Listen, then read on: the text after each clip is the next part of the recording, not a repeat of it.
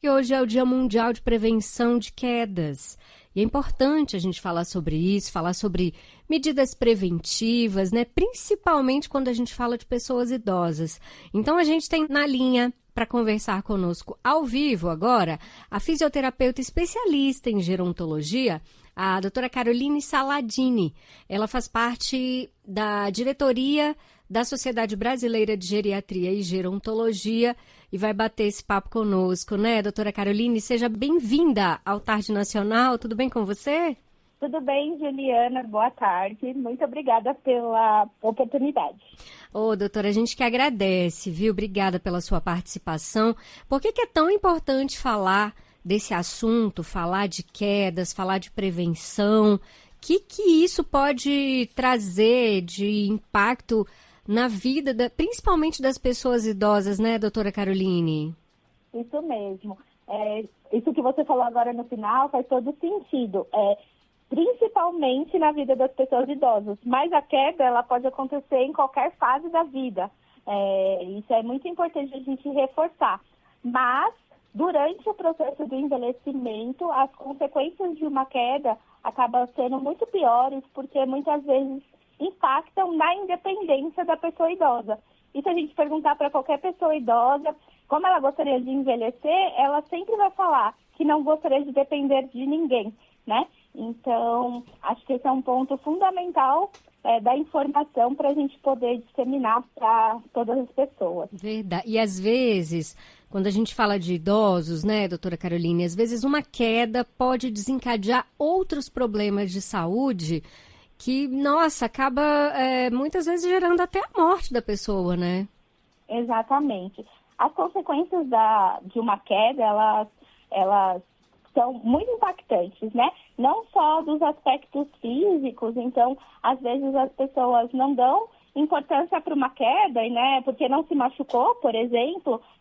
Então, falar, aquela queda foi boba, nem me machuquei. Mas, às vezes, uma das consequências que podem acontecer é o medo de cair novamente, a pessoa diminui a sua mobilidade, então deixa de fazer coisas que fazia anteriormente por conta de uma queda. Então, caiu na rua, não se sente mais seguro em sair e deixa de fazer essa atividade, vai restringindo aí a sua independência. Existem também consequências emocionais, sociais, né? Então diminui essa interação e aí as principais não, mas as mais conhecidas que são as consequências físicas. Então uma queda pode levar a uma fratura, por exemplo, e essa pessoa precisar de uma reabilitação por um tempo. Ela pode bater a cabeça, né, e evoluir com um traumatismo craniano, por exemplo. Então são algumas das consequências que uma queda pode trazer para a pessoa idosa. Uhum. Doutora Caroline, como a gente pode falar em prevenção? A gente tem que pensar primeiro no quê? Joia. Quando a gente fala da queda, ela é multifatorial, né? Então, ela pode ser causada por vários fatores.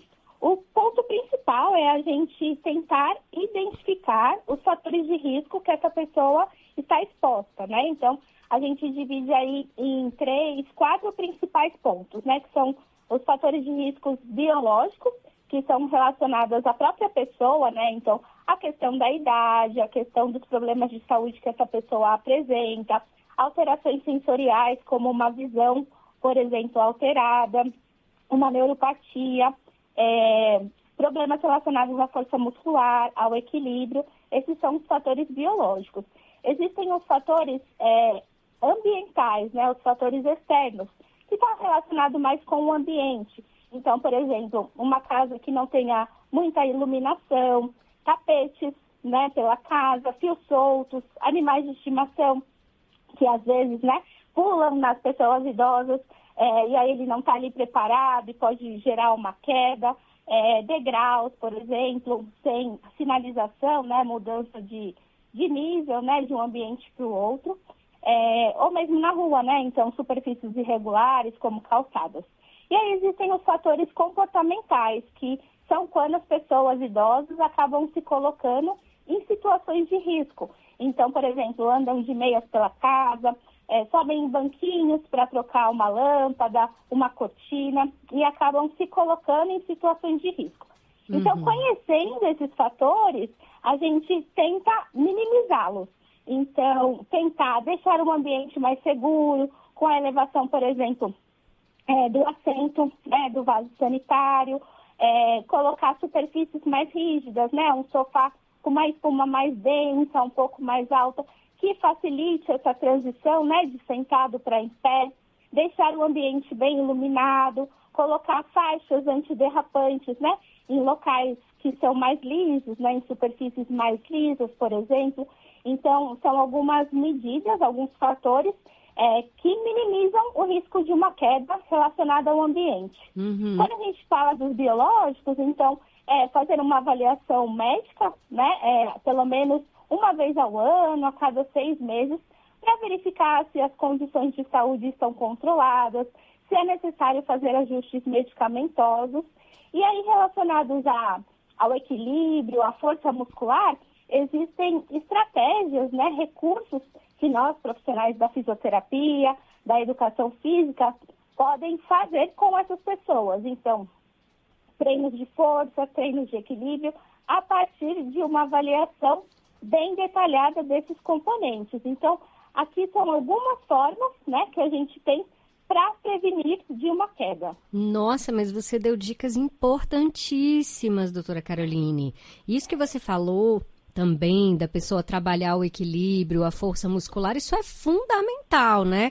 A gente tem visto cada vez mais pessoas idosas se exercitando, fazendo musculação mesmo, né, doutora Caroline, para, de fato, manter ali o corpo mais forte, com mais músculos. Isso também ajuda a minimizar esses riscos de quedas, né? Ajuda muito, Juliana.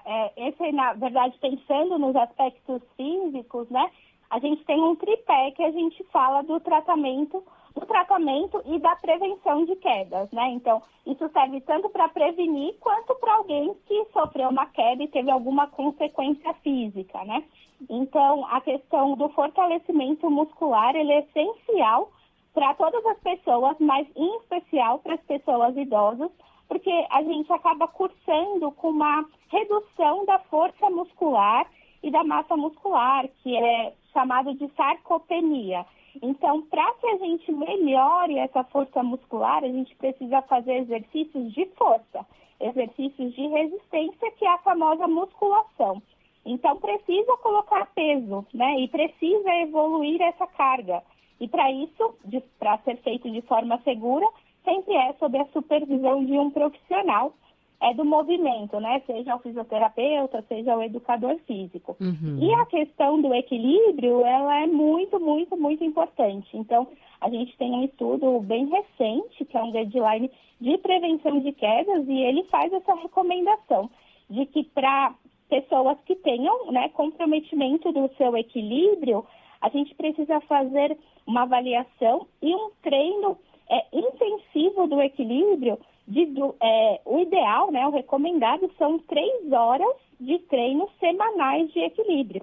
Então, esses são recursos, né, fundamentais aí para a prevenção de uma queda, pensando nesses aspectos de força e equilíbrio muscular. Esse treino do equilíbrio, né, a gente faz com fisioterapeuta também? Isso. O fisioterapeuta é o profissional mais capacitado, né, para poder fazer esse tipo de treino. Então, a gente faz uma avaliação do que a gente chama de controle postural, que a gente vai avaliar as estratégias de equilíbrio. Então, é um exemplo, né? Às vezes fica muito subjetivo, mas quando a gente está caminhando e a gente tropeça, e normalmente a gente tem uma reação de colocar um pé, né? Para se proteger dessa queda. Isso é uma estratégia de equilíbrio, né? Uma reação de proteção, que é a reação do passo. Além dessa, existem várias outras. Então, a gente vai cair, a gente coloca as mãos para se proteger. Essa é uma outra estratégia, por exemplo. Então, o fisioterapeuta, ele é capaz de avaliar todos esses componentes do equilíbrio corporal, identificar quais deles estão alterados, porque não quer dizer que a pessoa idosa está envelhecendo, que ela não tenha esses mecanismos de equilíbrio.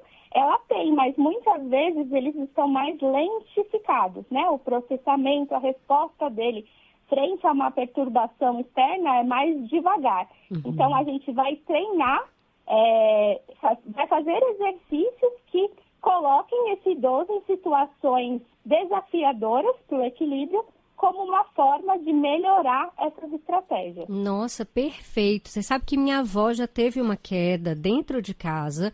Graças a Deus não foi nada grave, não quebrou nada, ela ficou bem. Mas me chamou a atenção isso, porque ela não teve essa reação de colocar os braços e as mãos, ela caiu com o rosto no chão. Ficou roxa, se machucou, poderia ter sido muito mais grave. E isso me chamou muita atenção na época. Eu falei, uai, mas vó, mas você não conseguiu proteger? Não consegue. E isso, vai perdendo a musculatura, também perde essa resposta, né? Do corpo, né? De se proteger. É uma coisa que tem que ser treinada mesmo, né? Exatamente. Aí, isso que você está falando é bastante importante, porque em algumas situações, aí, né, a gente precisa investigar um pouquinho melhor o contexto da sua avó, mas existem algumas doenças que elas impactam nessas respostas, né, motoras, vamos dizer assim. E aí tem idosos que não têm essa estratégia de proteção. Então, ele tem risco ainda maior caso ele tenha uma queda, né? Então, de fazer um traumatismo craniano, fazer uma fratura da face, por exemplo. Então, não sei se a gente tem tempo, mas eu acho que tem alguns pontos que seria importante a gente compartilhar aqui para acender um alerta mesmo das pessoas se autoavaliarem se tem risco, ou até mesmo de quem convive com as pessoas idosas. Acho que meu pai está apresentando isso. Ai, por favor, doutora Caroline, pode falar. Então, legal. Existem algumas perguntas, assim, que são simples, né, que fazem parte da nossa rotina do dia a dia, da equipe de fisioterapia, dos médicos, em perguntar se a pessoa idosa teve alguma queda no último ano, né, nos últimos 2 meses. Então, essa é uma pergunta bastante relevante, porque às vezes ele teve uma queda, foi uma queda acidental, mas às vezes ele teve mais que uma queda, né? Então, que a gente chama de quedas recorrentes. Então, isso são pontos de alerta para investigarmos melhor, tá? Uma outra pergunta que a gente faz é se ele se sente instável, inseguro para caminhar, né? Então, precisa andar se apoiando nas coisas, ou não sente firmeza ou segurança para ficar em pé sozinho ou para caminhar, e também se ele se preocupa em cair. Então, se ele responder sim para qualquer uma dessas perguntas, a gente tem que acender um alerta de que ele tem um risco de moderado a grave para queda, né? Então, a gente pode classificar. Assim, não existe risco zero para cair, né? De ninguém. Mas existe baixo risco, moderado risco e alto risco. Então, se ele respondeu sim para qualquer uma dessas, ele é moderado ou alto risco. Então, a gente vai investigar um pouco mais, né? Então, existem alguns critérios para severidade de quedas. Então, se, por exemplo, esse idoso caiu e ficou muito tempo no chão, por exemplo, se ele teve mais que 2 quedas no último ano, se ele é um idoso mais frágil, se nessas quedas ele teve alguma consequência. Então, isso são critérios de severidade de uma queda, né? A partir disso, aí a gente tem que realmente investigar, né? Fazer uma revisão da parte medicamentosa, com o auxílio da equipe médica, fazer uma avaliação bem minuciosa do equilíbrio corporal e da força, para a gente poder ser mais assertivo, né, nas nossas intervenções. Tem uma dúvida que eu acho que é a dúvida de muitas pessoas, que é a questão do traumatismo craniano. E aí, não falando só de pessoas idosas, Caroline, mas de maneira geral, né? O que é recomendado? A pessoa tem uma queda, ela tem que investigar, é importante? Depende da área da cabeça que ela bateu, depende da queda. O que se recomenda? Olha, se ela caiu e bateu a cabeça, ela precisa de uma avaliação médica. Mesmo que em um primeiro momento ela não esteja sentindo nada, tá?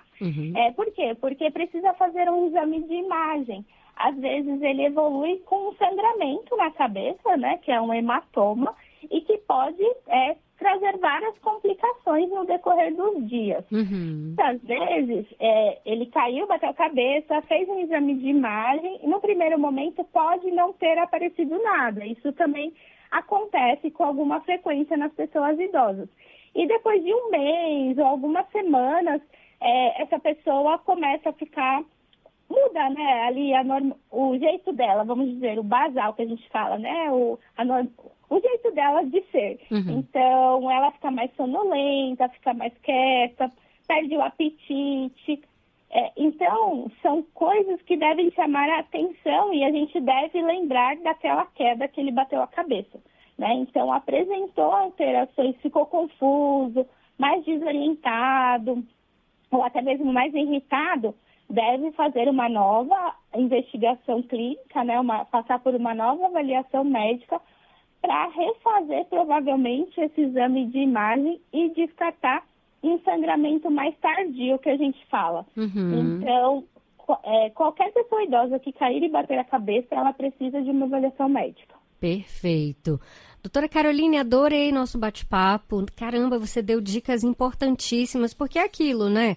Não dá para não conviver com o risco, mas a gente pode minimizar esses riscos, né? Exatamente. Dentro da nossa casa, a gente sabe que muitas quedas acontecem dentro de casa mesmo, então passar esse raio-x, né, doutora, tirando aquele paninho que fica solto, aquele tapetinho ali meio duvidoso, aquela mesa de centro que não tá bem legal, aumentando a iluminação, cuidado com os animais, né? Você colocou muito bem a questão dos animais de estimação. Aconteceu comigo, eu grávida, o barrigão, não vi o cachorro, tropecei no cachorro e caí. Então, pode acontecer com uma pessoa idosa, com outras pessoas também. Então, sempre ter cuidado com isso. Agora, na rua a gente já não controla, né? Às vezes a rua esburacada, a calçada não tá ali adequada. Então, a gente tenta minimizar naquilo que a gente consegue, né? Exatamente. Aí realmente... estar atento, né? Tentar evitar distrações, vamos dizer assim, né? Que a gente fala que é a dupla tarefa. Então, às vezes eu estou andando, mas estou olhando a loja, a vitrine, não estou olhando para o chão, né? Então, se a gente está com um olhar mais atento, mais focado na atividade que a gente está desempenhando, diminui esse risco um pouco, pelo menos, né?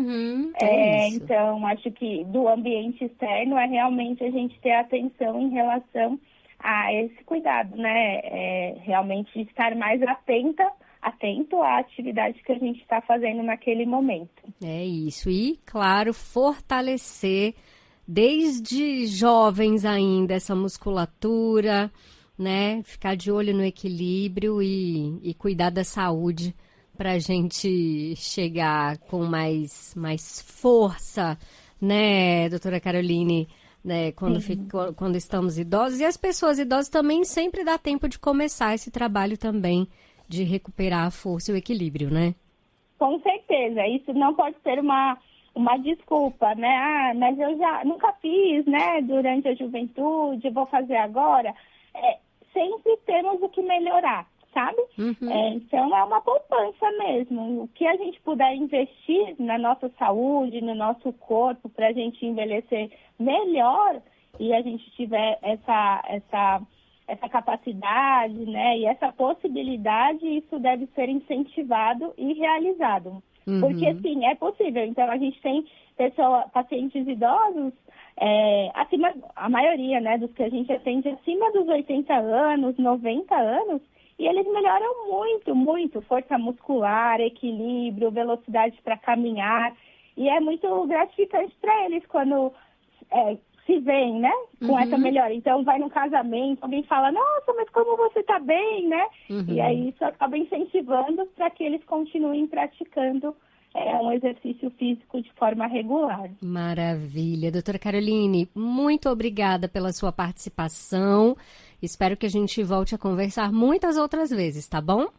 Tá bom, muito obrigada, Juliana. Eu fico à disposição por meio da SBGG, caso alguém tenha alguma dúvida. Muito obrigada. Obrigada, um abraço para você, uma ótima tarde. Obrigada, igualmente.